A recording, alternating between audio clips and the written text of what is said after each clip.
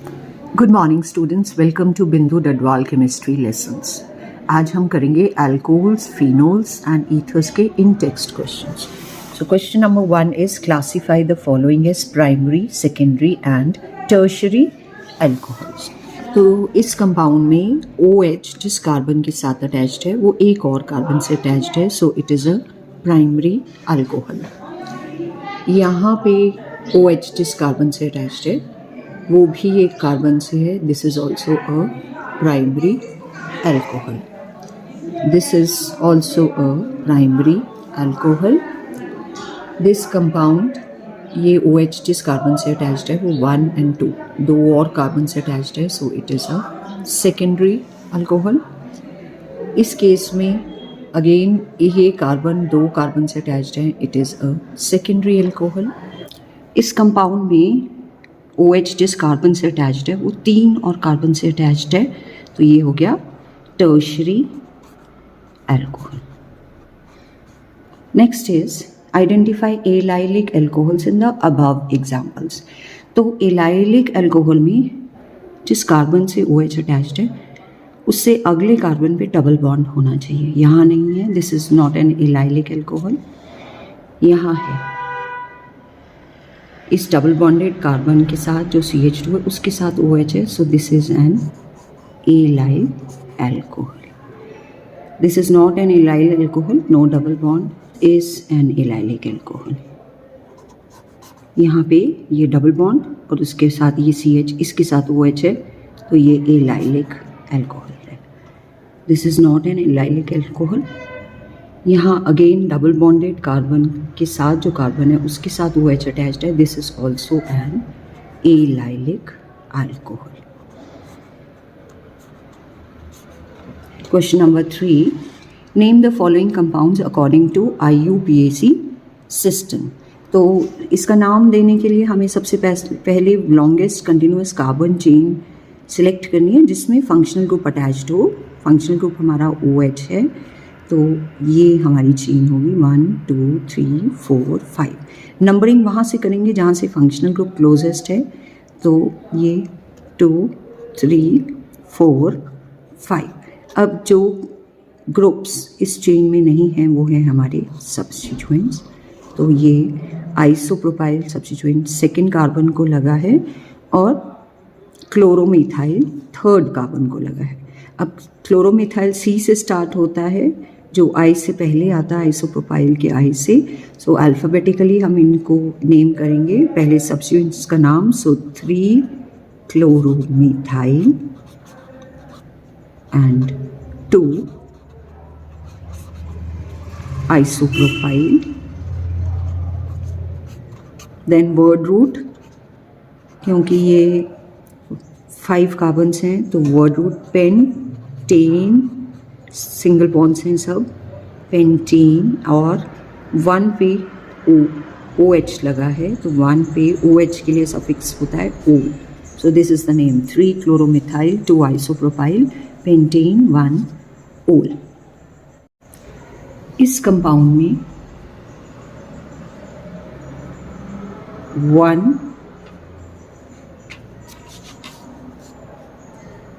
1 2 3 4 5 6 numbering यहाँ से करेंगे 1 2 3 4 5 6। सो सब्स्टिट्यूएंट दो हमारे फंक्शनल ग्रुप्स हैं और ये CH3 और ये CH3 सब्स्टिट्यूएंट है। सो पहले सब्स्टिट्यूएंट्स के नाम, सो 2 5 दोनों मिथाइल हैं, डाई मिथाइल। फिर वर्ड रूट हेक्सेन, फिर 1 3 डाई ओल। क्योंकि ये सफिक्स कंसोनेंट D से स्टार्ट हो रहा है इसलिए यहाँ पे हेक्सेन एन का E जो है रिटेन करके रखेंगे, this is the name of this compound. अब इस कंपाउंड में 1 2 3, तो 3 ब्रोमो cyclohexane 1 ol। इस कंपाउंड में 1 2 3 4 5 6 नंबरिंग यहाँ से करेंगे तो 3 पे हमारा यहाँ से फंक्शनल ग्रुप क्लोजेस्ट पड़ता है। So name will be hexene hex then 1 इन 3 ol। इस कंपाउंड में 4 की चेन है।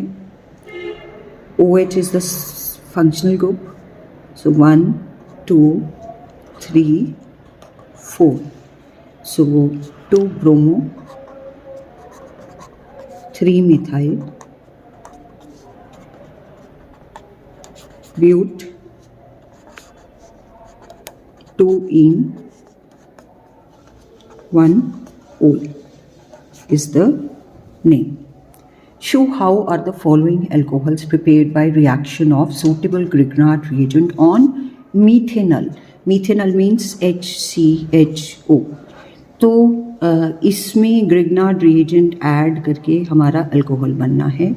हम अल्कोहल में CH2OH ग्रुप जो है ये मिथेनॉल से आया है, तो ये बाकी का ग्रुप जो है ये Grignard reagent से आया होगा। सो दैट मीन्स हमारा Grignard reagent होगा CH3CH CH3 MgBr, और ये ग्रुप जो है फॉर्मेल्डिहाइड या मिथेनॉल है, ये दोनों कंबाइन करके इस तरीके से ये आ गया आइसोप्रोपाइल मैग्नीशियम ब्रोमाइड प्लस ये फॉर्मेल्डिहाइड कंबाइन करेंगे। ये ऑक्सीजन ज़्यादा इलेक्ट्रोनेगेटिव है, इलेक्ट्रॉन्स को अपनी तरफ अट्रैक्ट करता है, जिसकी वजह से यहाँ पॉजिटिव चार्ज और यहाँ नेगेटिव चार्ज आता है। तो ये मेटालिक एंड जो है पॉजिटिव होती है और ये वाली एंड नेगेटिव होती है। तो नेगेटिवली चार्ज्ड एल्काइल ग्रुप ये पॉजिटिवली चार्ज कार्बन पे आएगा, जबकि MgBr नेगेटिवली चार्ज ऑक्सीजन पे जाएगा। सो एज अ रिज़ल्ट हमारे पास आ जाएगा CH3CH CH3 और उसके बाद ये CH2 एंड यहाँ पे MgO के साथ लग गया तो OMgB आ गया। अब इसका जब हम एसिड हाइड्रोलिसिस करते हैं तो बॉन्ड यहाँ से ब्रेक होता है, वाटर का H इधर लग जाएगा और OH इधर लग जाएगा, ये बन जाएगा CH3CH CH3 CH2OH CH3CH CH3 CH2OH और साथ में बनेगा मैग्नीशियम हाइड्रोक्सी ब्रोमाइड MgOHBr। हमें ये बनाना है, इसमें से CH2OH कहाँ से आएगा? मीथेनॉल से। सो मीथेन बाकी का जो है वो ग्रिग्नार्ड रिएजेंट से आएगा। सो हमारे पास ये आ गया cyclohexyl magnesium bromide plus methanol. तो ये इलेक्ट्रॉन्स इधर गए, ये नेगेटिव चार्ज आया, यहाँ पॉजिटिव आया, पॉजिटिव के बाद ये पास ये negatively charged cyclohexyl group attach हो गया, तो प्रोडक्ट विल बी साइक्लोहेक्साइल, फिर CH2, फिर O और MgBr नेगेटिवली चार्ज्ड O के साथ लग जाएगा। ये बन गया साइक्लोहेक्साइल CH2O MgBr। अब जब हम एसिड हाइड्रोलिसिस करेंगे H+ की प्रेजेंस में तो वाटर ब्रेक होके लगेगा H इधर और OH इधर, तो ये बनेगा साइक्लोहेक्साइल मिथेनॉल और ये बनेगा magnesium hydroxy bromide. Right structures of the products of the following reaction. तो जब हम एसिड हाइड्रोलिसिस करते हैं वाटर ब्रेक होके मार्कोनिकॉव्स एडिशन से अटैच होता है। तो मार्कोनिकॉव्स लॉ कहता है कि नेगेटिव पार्ट OH जो है वाटर का वो उस कार्बन पे जाएगा जहाँ कम हाइड्रोजन है और H पॉजिटिवली चार्ज उधर जाएगा जहाँ ज़्यादा हाइड्रोजन है। तो यहाँ OH लगेगा, यहाँ H लगेगा और ये बन जाएगा CH3CHOH CH3। इसी तरह रिडक्शन करा रहे हैं सोडियम बोरोहाइड्राइड से, तो सिर्फ ये वाला ग्रुप जो है रिड्यूस होता है, यहाँ ये बॉन्ड ब्रेक करेगा, एक H इधर और एक H इधर। एज अ रिजल्ट ये साइक्लोहेक्साइल और ये OH में कन्वर्ट हो गया, बाकी का ग्रुप एज इट इज रहा था। सोडियम बोरोहाइड्राइड भी एक रिड्यूसिंग एजेंट है, ये इधर से रिड्यूस करेगा, ये बॉन्ड ब्रेक हुआ, एक H इधर एक H इधर, सो बन गया CH3 CH2 CH CH3 CH2 OH. ये this is the product. Next is give structures of the products you would expect when each of the following alcohol reacts with number 1 anhydrous zinc chloride and HCl, number 2 HBr and number 3 thionyl chloride SOCl2. तो ये है हमारा butane 1 ओल जो है उसको जब react कराएंगे तो ब्यूटेन 1 ओल रूम टेम्परेचर पे एनहाइड्रस जिंक क्लोराइड के साथ रिएक्ट नहीं करता है, लेकिन हीट करने पर हायर टेम्परेचर पे जो है ये HCl का HOH के साथ रिएक्ट करके वाटर बना लेगा और Cl इसकी जगह अटैच हो जाएगा. So we get 1 chlorobutane. अगर 1 ब्यूटेनॉल को HBr से हीट करते हैं तो OH की जगह Br लग जाता है, साथ में वाटर बनेगा. और अगर थायोनिल क्लोराइड से रिएक्ट करते हैं तो ये क्लोरोब्यूटेन बनेगा, साथ में ये SO2 बनेगा, साथ में ये HCl बनेगा. Chlorobutane plus sulphur dioxide plus HCl. और अगर 2 मिथाइल ब्यूटेन 2 ओल से रिएक्ट करते हैं तो ये है हमारा 2 मिथाइल ब्यूटेन 2 ओल. इसको HCl जिंक क्लोराइड से रिएक्ट करेंगे तो यहाँ के OH की जगह Cl लग गया, तो ये 2 क्लोरो 2 मिथाइल ब्यूटेन बन गया, साथ में वाटर. और अगर HBr से करेंगे तो OH की जगह Br अटैच हो जाएगा, तो 2 ब्रोमो 2 मिथाइल ब्यूटेन बनेगा. और SOCl2 से रिएक्ट करेंगे तो इसकी जगह Cl लग जाएगा, तो 2 क्लोरो 2 मिथाइल ब्यूटेन बनेगा, साथ में बनेगा SO2 and HCl. Question number 7. Predict the major products of acid catalyzed dehydration of 1-methyl cyclohexane. तो एसिड की प्रेजेंस में डिहाइड्रेशन होती है तो OH जो है एडजेसेंट कार्बन के H को लेके वाटर बना के निकल जाता है और वहाँ डबल बॉन्ड आ जाता है. तो इस तरह से एक प्रोडक्ट ये वाला बनेगा, यहाँ डबल बॉन्ड आया. दूसरी पॉसिबिलिटी है कि ये यहाँ से हाइड्रोजन ले और यहाँ डबल बॉन्ड बनाए, तो दूसरा प्रोडक्ट ये है. ये इसके चांसेस बनने के ज़्यादा होते हैं, तो this is the major product. क्योंकि सेडसेफ रूल ये कहता है कि अगर एलिमिनेशन हो तो ज़्यादा सब्स्टिट्यूटेड एल्कीन बनना चाहिए. ब्यूटेन 1 ओल इससे डिहाइड्रेशन करेंगे तो एक OH इस कार्बन का और H इस कार्बन का ये वाटर बना सकते हैं. तो जो मैकेनिज़्म है उसमें क्या होता है कि H+ डालने पे यहाँ H लगेगा और फिर वाटर निकलेगा और कार्बोकैटाइन बनेगा. लेकिन ये प्राइमरी कार्बोकैटाइन है जो कि कम स्टेबल होता है. यहाँ से एक अगर H नेगेटिव हाइड्राइड शिफ्ट हो जाए तो एज अ रिज़ल्ट एक सेकेंडरी कार्बोकैटाइन बनता है जो कि प्राइमरी कार्बोकैटाइन से ज़्यादा स्टेबल होता है. तो पहले ये रीअरेंजमेंट हो जाती है, उसके बाद ये अपने साथ वाले कार्बन के हाइड्रोजन के इलेक्ट्रॉन्स को लेके यहाँ डबल बॉन्ड बना लेगा. यहाँ से भी बना सकता है और यहाँ से भी, लेकिन ब्यूट 2 इन मेजर प्रोडक्ट बनेगा, ब्यूट 1 इन माइनर प्रोडक्ट बनेगा. Ortho and para-nitrophenols are more acidic than phenol. Draw the resonance structures of corresponding phenoxide ions. तो ऐसा होता है कि फिनोल जब फिनोल्स में electron withdrawing group nitro group लग जाता है तो रेजोनेंस के दौरान इलेक्ट्रॉन विड्रॉइंग ग्रुप जो है इसके इलेक्ट्रॉन्स को अपनी तरफ डाइवर्ट कर लेता है. तो एज अ रिज़ल्ट जो फिनॉक्साइड्स बनते हैं वो ज़्यादा स्टेबल हो जाते हैं और इस तरह से ये वाले जो फिनोल्स होते हैं ये ज़्यादा एसिडिक हो जाते हैं. तो फिनॉक्साइड आयंस के जो हम रेजोनेंस स्ट्रक्चर्स हैं वो यहाँ बना सकते हैं. फिनोल के इलेक्ट्रॉन्स इधर आए, साथ के डबल बॉन्ड के इधर आए, तो नेगेटिव चार्ज इधर आया. उसके बाद नेक्स्ट स्ट्रक्चर में ये इलेक्ट्रॉन इधर आए, ये इधर आए, तो नेगेटिव चार्ज पैरा पे आया. और उससे नेक्स्ट स्ट्रक्चर में ये इलेक्ट्रॉन इधर गए, ये इधर गए, तो नेगेटिव चार्ज यहाँ ऑर्थो पोजीशन पे आया. तो ये फिनॉक्साइड आयन है, लेकिन जब हम ऑर्थो नाइट्रोफिनॉक्साइड लेंगे तो ये वाले इलेक्ट्रॉन्स को नाइट्रो ग्रुप अपनी तरफ विड्रॉ कर लेगा और इस तरह से फिनॉक्साइड को ज़्यादा स्टेबल बना लेता है। तो इसमें जब इलेक्ट्रॉन्स यहाँ आए और ये इधर आए तो नेक्स्ट स्ट्रक्चर में यहाँ नेगेटिव चार्ज आया, उससे नेक्स्ट स्ट्रक्चर में ये इलेक्ट्रॉन इधर जाके इसको इधर ले जाएंगे और इस वजह से यहाँ डबल बॉन्ड और यहाँ सिंगल बॉन्ड आ जाएगा। उससे नेक्स्ट स्ट्रक्चर में ये इलेक्ट्रॉन वापस आएंगे और ये इधर आएगा और एज अ रिज़ल्ट ये स्ट्रक्चर बनेगा जिसमें यहाँ नेगेटिव चार्ज आया। फिर उससे नेक्स्ट स्ट्रक्चर में ये इलेक्ट्रॉन इधर गए और ये इधर आए, ये स्ट्रक्चर बना, इसमें नेगेटिव चार्ज है। तो आपने देखा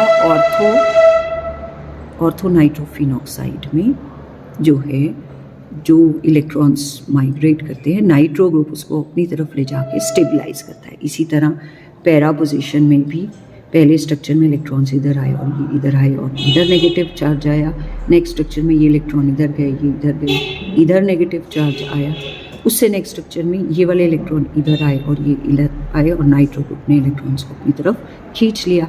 उससे नेक्स्ट स्ट्रक्चर में ये इलेक्ट्रॉन वापस गए, ये इलेक्ट्रॉन इधर आए और ये इलेक्ट्रॉन इधर गए, तो नेगेटिव चार्ज यहाँ आ गया। तो क्योंकि नाइट्रो ग्रुप यहाँ भी पैरा पोजीशन पे इलेक्ट्रॉन्स को विड्रॉ कर लेता है, इसलिए और पैरा नाइट्रोफिनॉक्साइड आयन भी फिनॉक्साइड आयन से ज़्यादा स्टेबल होता है। Question number 9, write the equations involved in the following reactions. Reimer Tiemann reaction. तो रीमर-टायमन रिएक्शन में क्या होता है कि जब फिनोल को क्लोरोफॉर्म के साथ in presence of NaOH react कराया जाता है और फिर सेकेंड स्टेप में उसको एसिड हाइड्रोलिसिस किया जाता है, तो ऑर्थो पोजीशन पे CHO ग्रुप लग जाता है और सैलिसिलैल्डिहाइड बनता है। कोल्ब्स रिएक्शन में फिनोल में हम कार्बन डाइऑक्साइड इन प्रेजेंस में ऑफ NaOH डालते हैं और सेकेंड स्टेप में H+ और सैलिसिलिक एसिड बनता है। Next question, right the reactions of Williamson synthesis of 2-ethoxy 3-methyl pentane starting from ethanol and 3-methyl pentane 2-ol।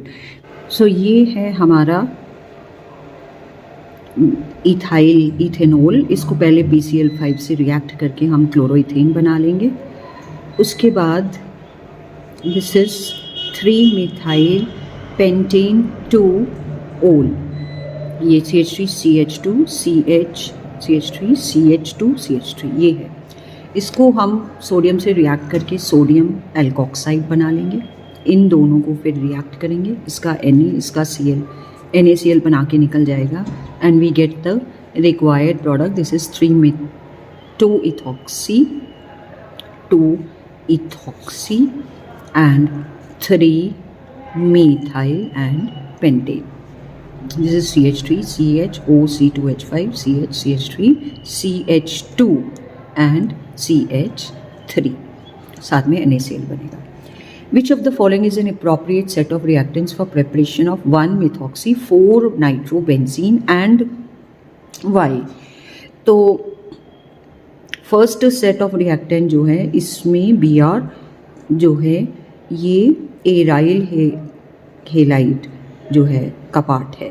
Br एक aryl halide बन रहा है, लेकिन एराइल हेलाइड जो है ये आसानी से न्यूक्लियोफिलिक सब्स्टिट्यूशन नहीं अंडरगो करते हैं, इसलिए ये वाला सेट अप्रोप्रिएट नहीं है। First set of reactant is not appropriate because aryl halide undergo nucleophilic substitution reaction with difficulty and drastic condition. तो अगर ये बनाना है तो हम एल्काइल हेलाइड जो है वो जो है लेंगे और एल्कोक्साइड जो है वो एराइल पार्ट से बनाएंगे। Second set of reaction is appropriate. तो जब हम इन दोनों को लेते हैं तो इसका Na और NaBr बना के निकल जाएगा and we get this product. Next is predict the products of the following reaction. हम ईथर में HBr रिएक्ट कराएंगे तो HBr का H इधर और Br अटैच इधर हो जाएगा, so we get propanol and methyl bromide.